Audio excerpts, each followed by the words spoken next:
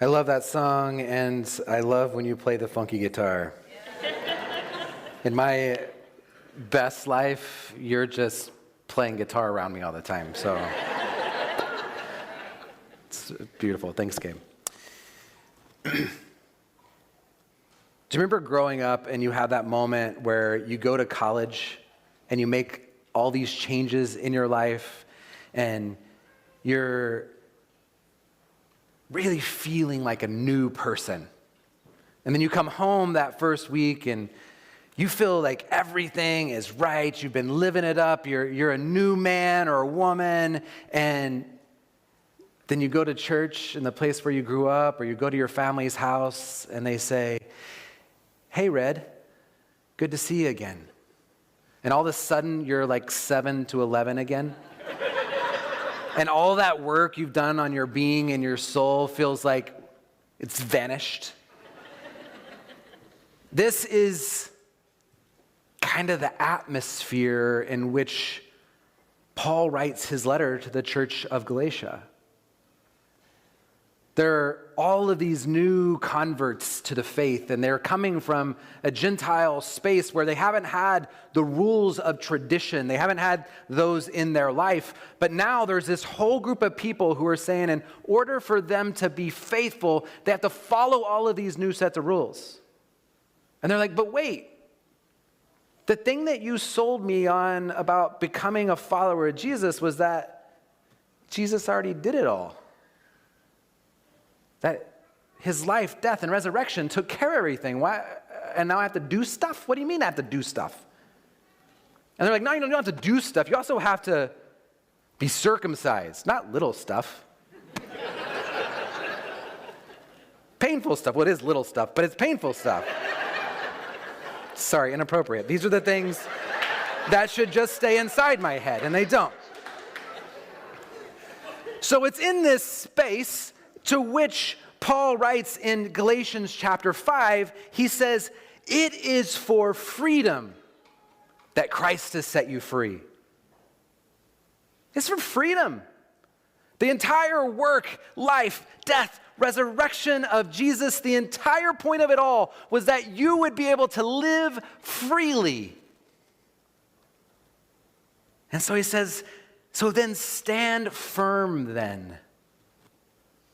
Don't let yourself be burdened by the yoke of slavery. And here Paul's talking about two types of slavery that they're facing in their life. And we face those same types of slavery. The slavery to their old way of life that Paul calls flesh. Where they're just in drunken orgies and all kinds of things like that he names in this text. He's like, stay away from that. Because that's not you either. But also, don't let the church tell you that you have to do all these other things in order to be connected to Jesus because it's already done. Be free because I set you free for freedom's sake. And he goes on in that passage, and just before we get to the text that's on the banners and that was read to us today, he says, listen, you want to sum up the entirety of the law? Just love your neighbor as yourself. That's what it is. Just love your neighbor as yourself. You've fulfilled the law once you've done that. And then he jumps in and he says, but the fruit of the Spirit, what comes from the fruit is love, joy, peace, patience, kindness, goodness, faithfulness, gentleness, and self-control. Against such things there is no law. Have you ever stood among the redwoods? Tilted your head back and arched your neck, eyes chasing to the sky, trying to catch the top of something that seems to have no end. They're massive, magnificent, and yet the seed of one of these trees is no bigger than a tomato seed. and they grow 35 stories tall. They survive thousands of years. Insects can't kill them. Floods don't drown them out. In fact, it brings them life. Most fires just scar them but don't destroy them. They have really no enemies except us, because we like to cut them down. Their height is part of what gives them life. In dry seasons like we've been in, they literally drink from the fog. The moisture condenses in their bark, and then it rolls down the bark in silver streaks and feeds the root system. But here's the part that undoes me. I've talked about this before.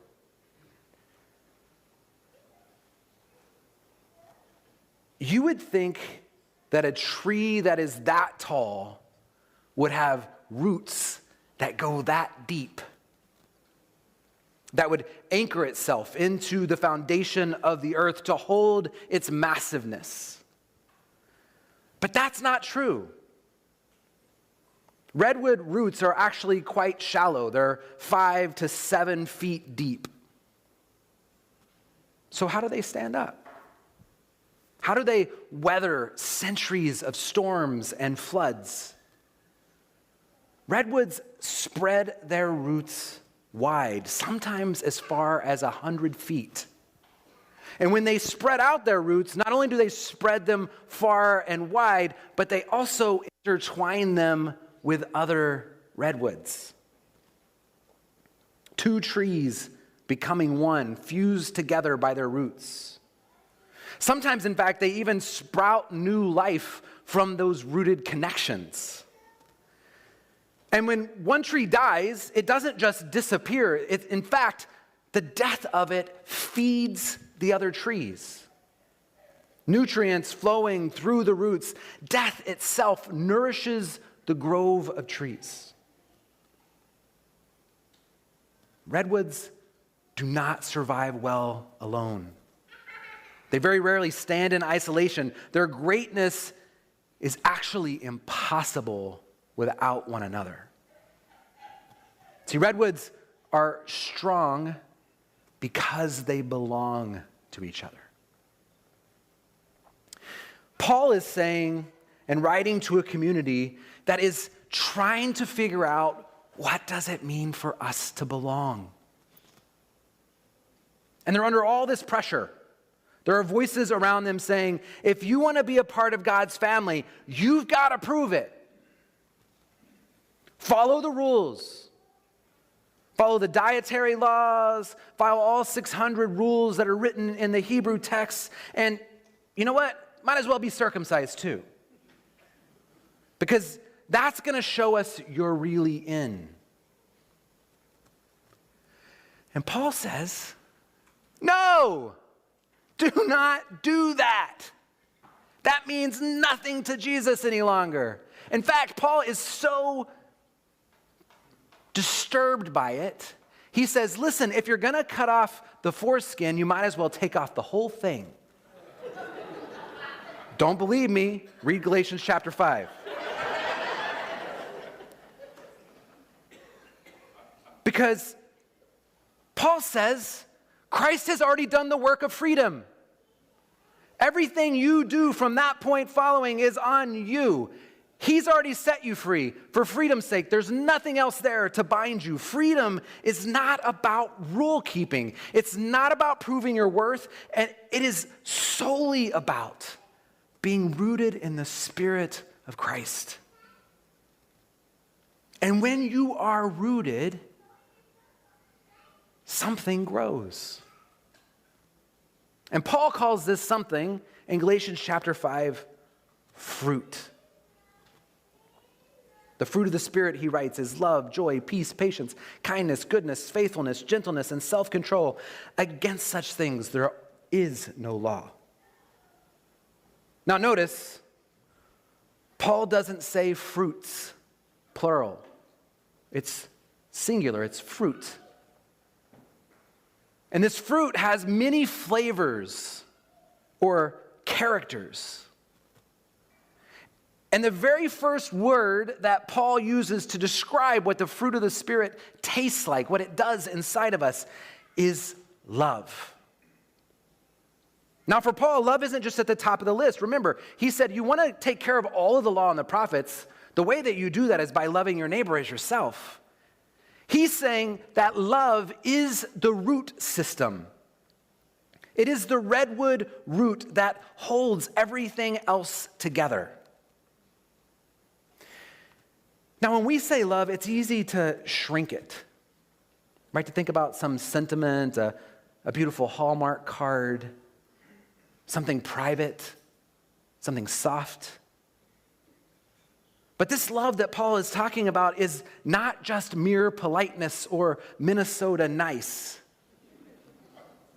It's actually active, self-giving, justice-seeking love. And the love that Paul names here is radical. It is active. It is a commitment. It's choosing to be with and for someone else's good. And this love is the Spirit's work within us. Love that builds community where everyone belongs. This is why Paul puts it first. Because without love, joy simply becomes shallow happiness. Without love, peace just becomes avoiding conflict. Without love, patience just becomes tolerance. But with love, the fruit flourishes. Love holds it all together.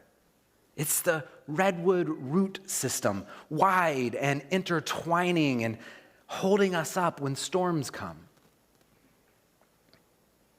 Because love is not just our effort, right? This is the beautiful thing about this fruit. Lest we think this is about a self-help sermon. It is not about what you do. It is about what the Spirit has done. It is the very character of God alive in us. These characters of the fruit that Paul is naming aren't about us putting up a bunch of practices and making sure we add a new law of the fruit of the Spirit. He's saying, if you dwell in the root system, what will come from your roots and what people will eat off of your tree is love and joy and peace and patience. It's Christ's love that grows in and out of us. We are living in a world where roots are being pulled apart. More connected than ever, than any other time in human history.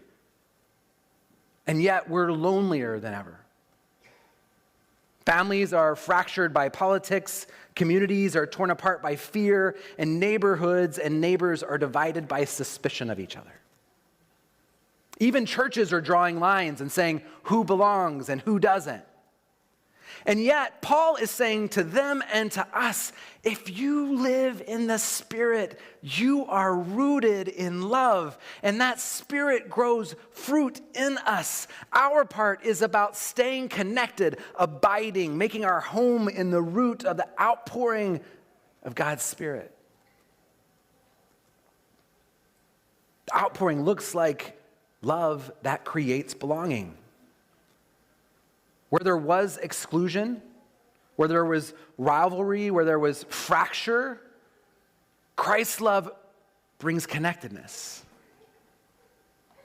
That's why this love is so radical, because it insists you belong because of what Christ has already done. You are loved right here, right now, no matter what. I remember when we moved here during COVID and I was having coffee with many of you at Starbucks.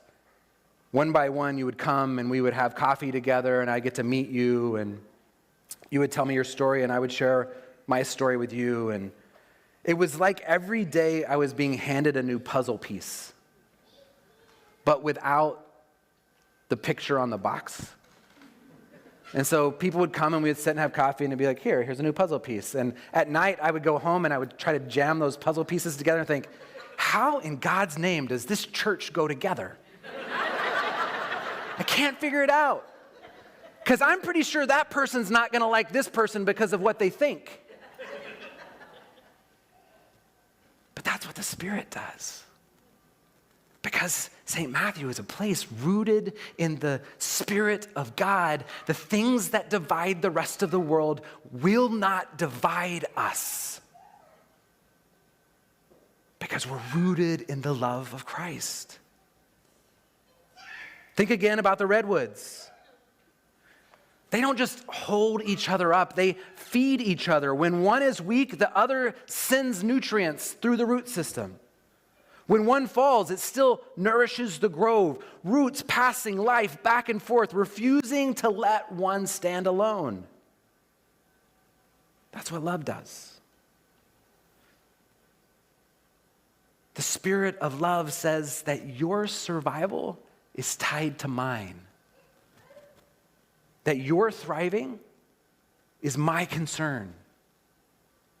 That your life and my life are inextricably bound together.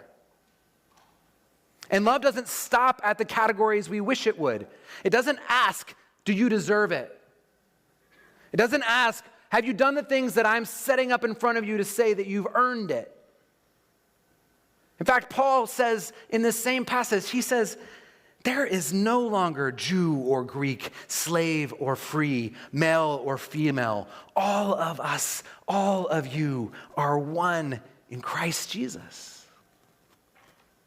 Jesus is the one in whom we see the redwood system, root system most clearly. His love, even in his death, feeds life within our community. This love leads us to radical belonging, the kind that breaks down any wall that we would like to put in its place. So what does it look like? Maybe it looks like hospitality, opening your table, welcoming not just friends but strangers, maybe some enemies to your table. Maybe it looks like listening across difference, not for the purpose of arguing, which is one of my favorite. Not for the purpose of winning, but to actually understand. Maybe it looks like love in action, kindness, generosity, patience with one who is struggling. But remember, here's the thing. This is not a self-improvement project. The fruit of the Spirit is not something you grit your teeth and make happen. It is gift. It is Spirit-grown gift. It's the natural outpouring of where the energy of the Spirit is. So when we're not feeling these fruit in our being, the question is how do we tap into the root? How do we rest in the presence of Christ? How do we tap in to who the Spirit is and moving within us and how that plays? How do we go deeper? We're really good at working on our outsides. But this work is inside. Like, are we sitting in the presence of Christ? Are we connecting to the things that moves God and let it move through us? See, our job isn't to manufacture love. Our job is to stay rooted in the Spirit, to let our roots spread wide, to intertwine, to fuse, even with trees that we don't understand, so that love can flow through us. So imagine this with me. Imagine a church that stands like a grove of redwoods. Not tall and proud as individuals, but strong because our roots are woven together. Imagine a place where when one falters, the other holds them up. Or where when one rejoices, the whole grove sways back and forth in joy together. Where even in death, life flows back into the roots, feeding the community. This is love. This is radical belonging. This is the fruit of the Spirit. And when the world looks at a community like that, a grove of love rooted deep in God's Spirit, they taste something good. Hear me, church. The fruit that comes off the tree is not for us, but it's for all those who pass by and glean from its branches to taste and to see the goodness of God, to remind others that they too are already set free, because when you've been freed, your fruit tastes free. And then they begin to catch a glimpse of God's dream. So let us be deeply rooted in love, rooted in belonging, and rooted in the Spirit who makes us one. Please pray with me. God, we come from all different realities in this room.